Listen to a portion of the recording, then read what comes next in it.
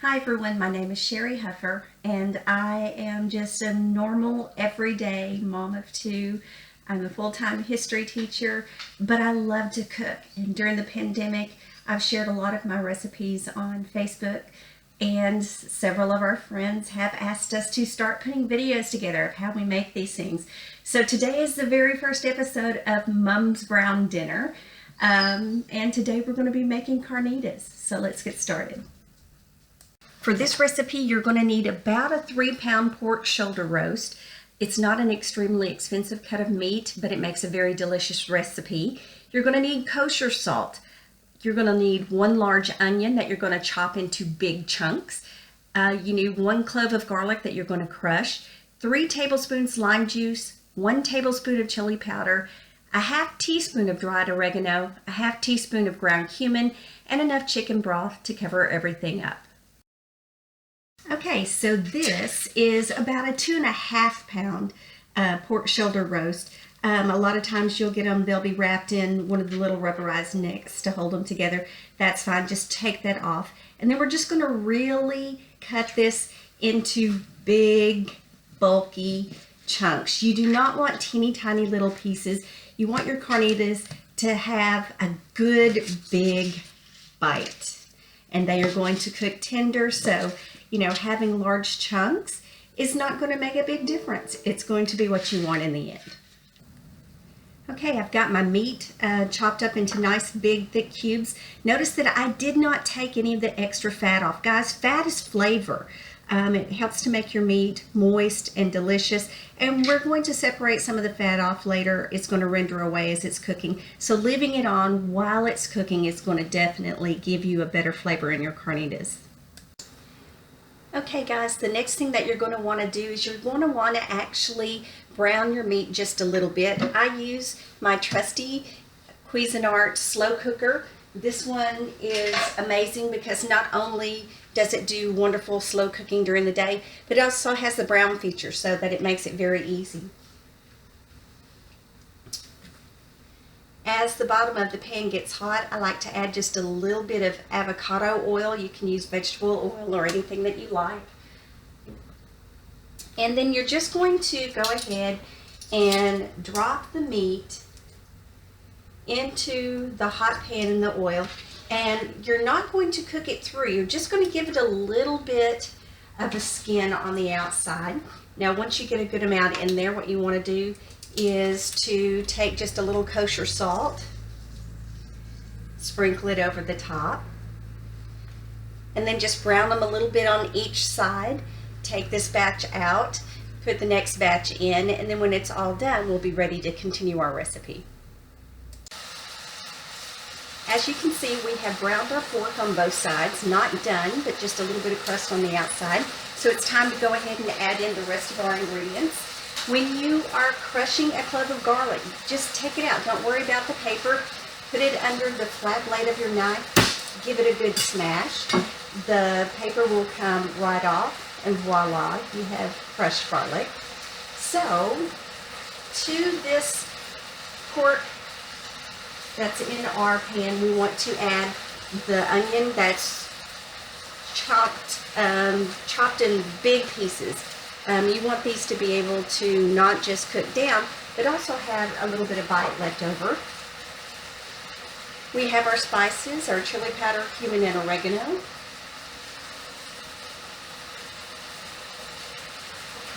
We have lime juice.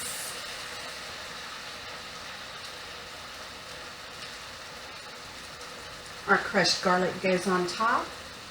And then you just want to cover it over with chicken broth. You can make your own, store-bought is fine.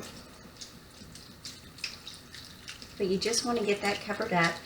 And we're going to cover this up. We're going to bring it to a boil, and then we're going to turn it down and we're going to simmer it for 2.5 hours. And that's going to be the last time you touch it for a while.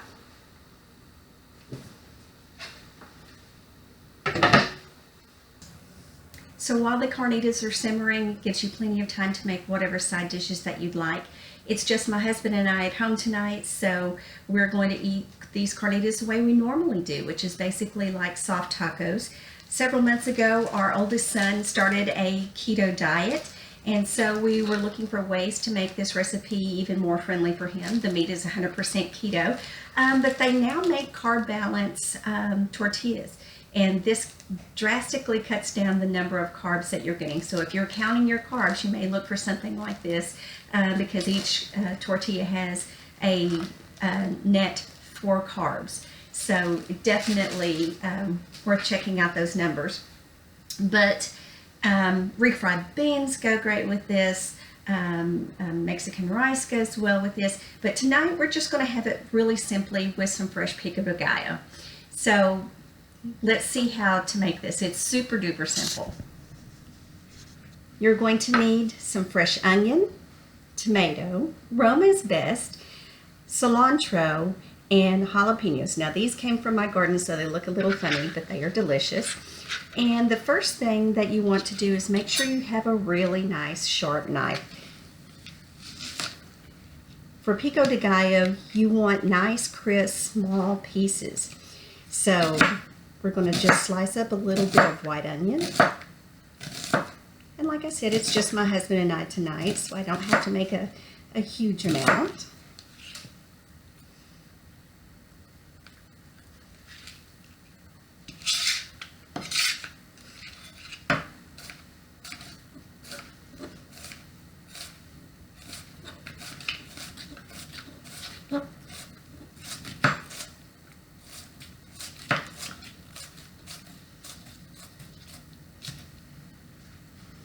And I like just to mix everything into a salsa bowl.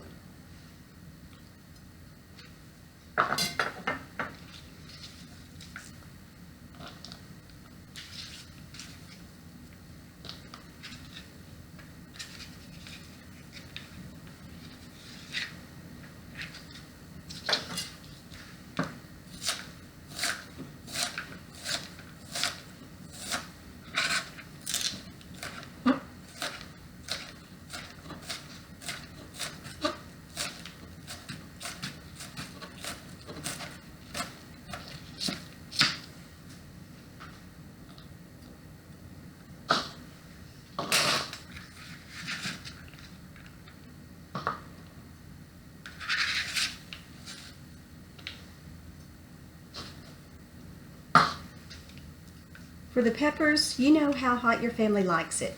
I didn't used to like hot stuff. It's not so bad anymore. But if you do have family members that are sensitive to the heat, be sure to pull out the inside membranes, get rid of that extra capsaicin, and that way you can get the flavor without burning their mouth off.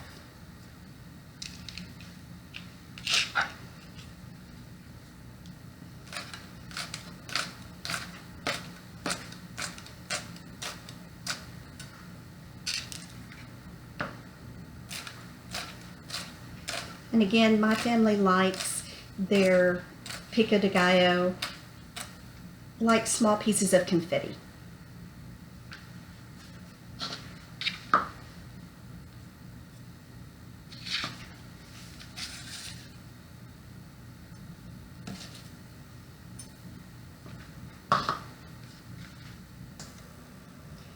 For the tomato, if you'll use a Roma tomato, it's a lot easier to get rid of the excess liquid and just get that nice meaty red flesh that looks so beautiful in pico de gallo.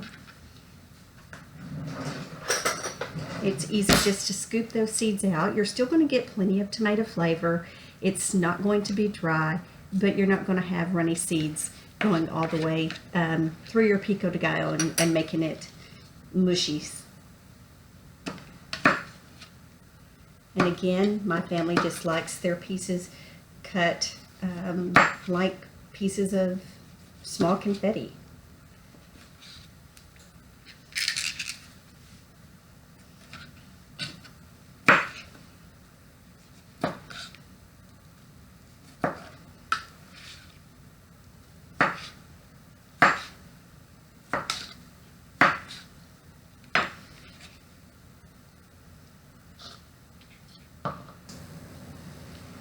So I like to put fresh cilantro in our pico de gallo. Some people love a lot of cilantro, some don't. But a really neat tip for chopping it is just wad it up. Makes it easier to cut through.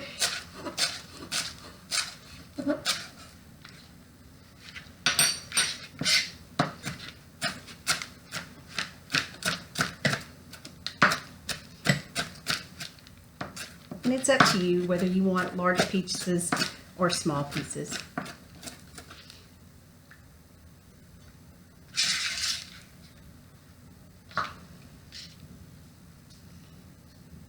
Okay, so in here we have onion, we have jalapeno, we have tomato, we have cilantro.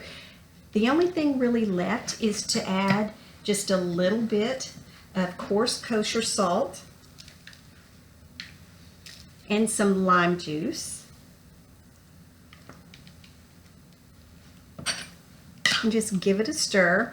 Now when you look at your confetti, if it isn't quite the color you want more onion, you want more pepper, you want more tomato, add it in. It's yours. Do it the way you want.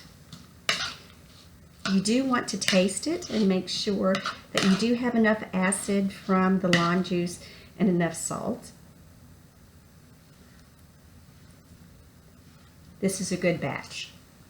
But we serve this on the side with our carnitas. Like I said, we eat them like soft tacos. So sour cream, cheese, fresh pico.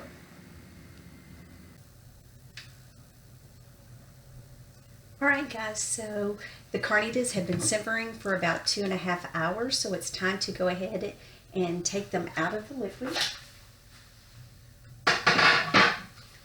You just want to use a slotted spoon, and I have a large pizza pan that I've covered with aluminum foil.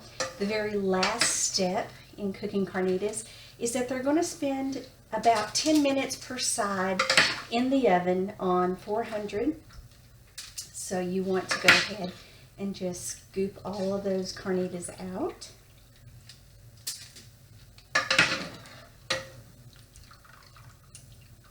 You'll want to reserve some of the liquid, so just go ahead and leave it in your pot until you're completely done.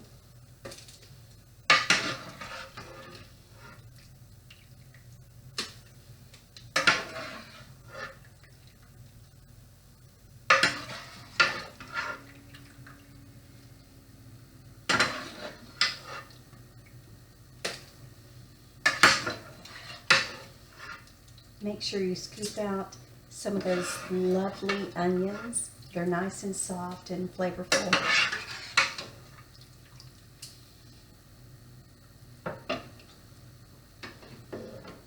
And you want to make sure that you just, again, sprinkle each side with a little bit of kosher salt. These are going to go into a 400-degree oven for 10 minutes.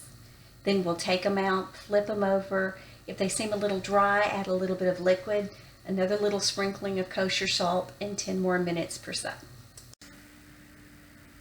The carnitas have been in the oven for 10 minutes, so we're just going to take them out. And if you notice that the tops have shown that crust a little bit, but they are a little bit drier. So once we flip all of these over, we want to just sprinkle it with a little bit of the juice from where we cooked it in the crock pot.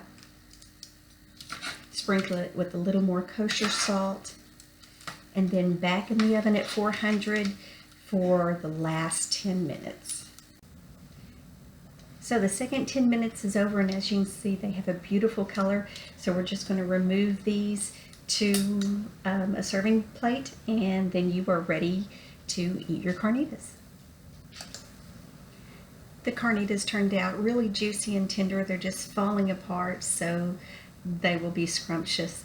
Serve it with your favorite cheese, your favorite condiments, little fresh pico, and you have a wonderful and very simple, easy dinner to make for your family.